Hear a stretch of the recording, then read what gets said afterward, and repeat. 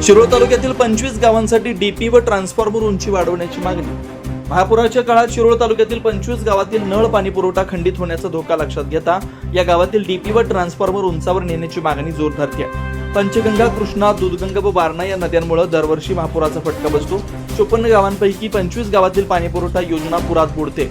चिपरी, हेरवाड, कोथळी, घोसरवाड, टाकळी, राजापूर आदी गावांमध्ये डीपी पुरामुळे बुडत असल्याने पाणी पुरवठा बंद करावा लागतो।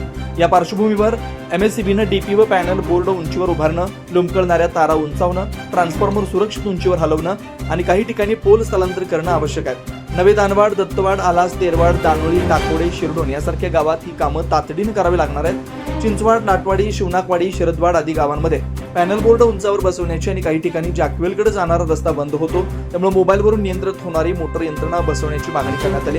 ग्रामीण नळ पाणी पुरवठा विभागाचे उपअभियंता SS लोहार यांनी सांगितलं की पुराच्या काळात अडचणी येतात, या संदर्भात संबंधित अधिकाऱ्यांना लेखी निवेदन पाठवण्यात आलंय।